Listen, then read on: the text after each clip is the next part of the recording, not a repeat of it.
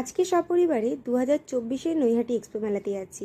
আগের বারের এক্সপো মেলার কথা কার কার মনে আছে বলো তো? এটা কিন্তু আগের বারের ব্লগ। কে কে দেখেছো কমেন্ট সেকশনে জানিও তো। তখনও কিন্তু পুচকু আমাদের সাথে ছিল, কিন্তু এইবার পুচকু আমাদের কোলে। আচ্ছা, টিকিট কেটে মেলায় ঢুকে কারা কারা আমাদের মতো আছে বলো তো? যারা যারা ওয়েট চেক করো, আমরা করি। কিন্তু এই মেলায় কিন্তু ডেকোরেটিভ জিনিসের পাশাপাশি খাবার দোকান বলো বা জুয়েলারির দোকান বলো, এমনকি বাচ্চাদের বেশ কিছু গেমসের দোকানও কিন্তু আমার বেশ ইউনিক লেগেছে।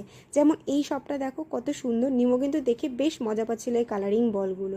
কিন্তু নিমোর তো আর বয়স নেই এগুলো খেলার, তাই নিমোর পাপাই একটা বল খেলার দোকানে গিয়ে এই বলগুলো খেলছিল।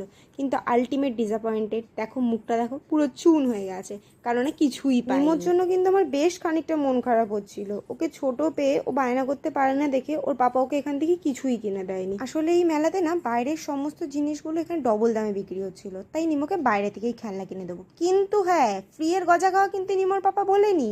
তো এই ব্লগটা